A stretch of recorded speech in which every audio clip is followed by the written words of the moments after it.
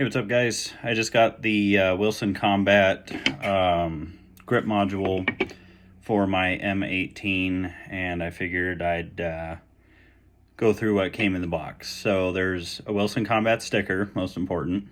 The return merchandise authorization, hopefully we don't need that. Packing list, some packing crap, and then this thing comes in a little like a little blister pack, like would be hung on a like on a shelf or on a display in a store. So inside comes the reversible magazine catch, so you can install it how you want to. So I talked about it in one of my other videos, so I'll go ahead and go through installing it. So I'm right-handed. I actuate with my left hand. So if I remember correctly, which I am not, so I'm going to use this as a reference. The magazine has been removed and the chamber is clear. So we're going to use my M18 as a reference. So on the M18, the triangle, the tall part of the triangle points forward. So in this case, this part's going to point forward in the direction of travel of the round. Now it would appear that we need to carefully insert it from right to left and push it through. Take your time, wiggle it a little bit, push, and you should be able to get it. I've never done one of these before, so I'm just going to mess around with it, and hopefully my folly can be your learning.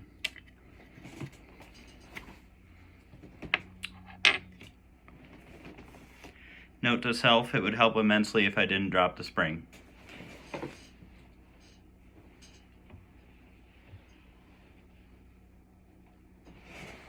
All right, luckily it was easy to find. Okay, so I was incorrect. So you would insert it from left to right with this side going through. Just take your time, help it go through and get aligned properly. Then you're going to make sure it sticks out the side. The release button will be flat against the new frame. Then you insert the spring into the assembly. And then you are going to push this little guy down on top of everything. And I'm just not having a good time with the spring. So let's start again here, because I think I goofed something up. So I'm just going to start from square one. I'd rather not move on from a step until we know it's been completed correctly.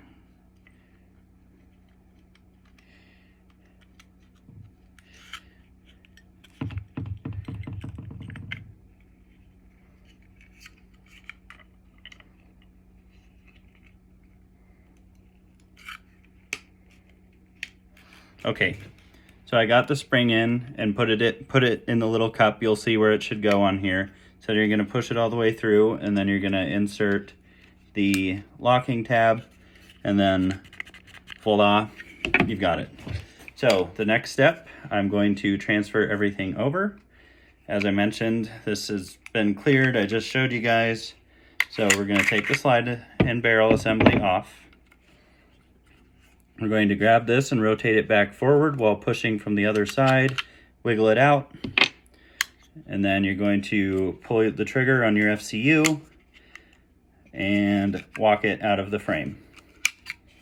Okay, so now we're just left with that. Then we're going to take this little tab and make sure there is a little cavity back there. You'll see where it should insert. And we're going to transfer that over to the Wilson Combat grip module. Then we're going to slowly insert everything, making sure it all lines up. Sometimes the trigger can be a little bit of a bear to get going.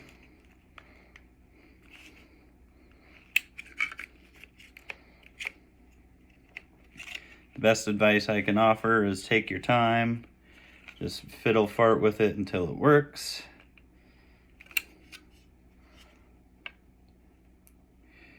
And if something doesn't feel like it's fitting right, stop, take a look, and see what the problem is.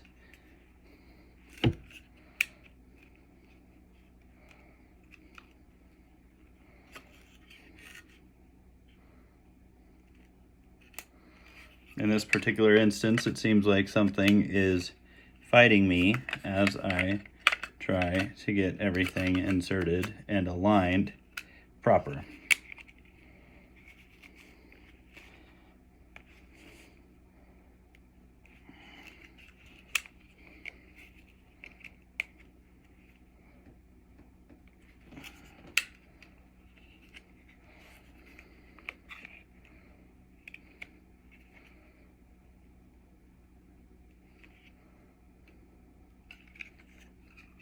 And it would appear that there is a very tight tolerance between the trigger assembly and the frame.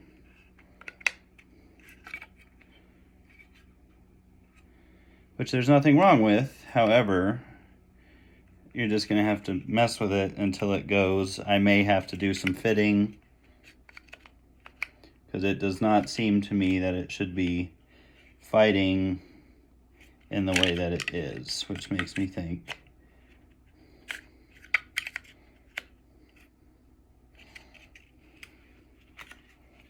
I was doing something wrong.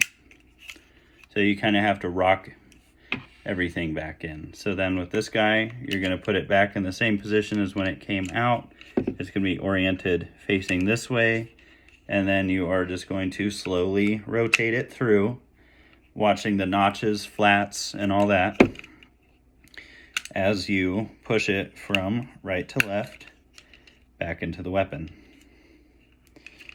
It takes a little bit of patience, a little bit of fiddling with.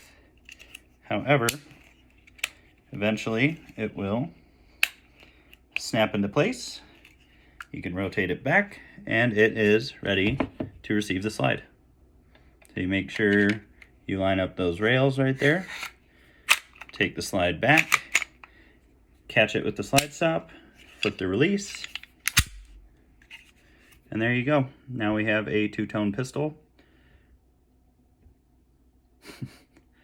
It doesn't look the prettiest, but the grip sure feels nice, so that's cool. I guess this can always be Cerakoted, or I can order a black one and just substitute all my guts, because all this kind of stuff can all be shipped to your door, because that trigger module that you saw me struggle to get in here like a big dumb idiot, that's the only actual gun part of this.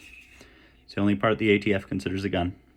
So we'll go through a functions check here real quick. I don't have an empty magazine, so the safety works. That's what I really care about right now. We're going to test the slide stop. You saw me try and go over the top. Slide releases.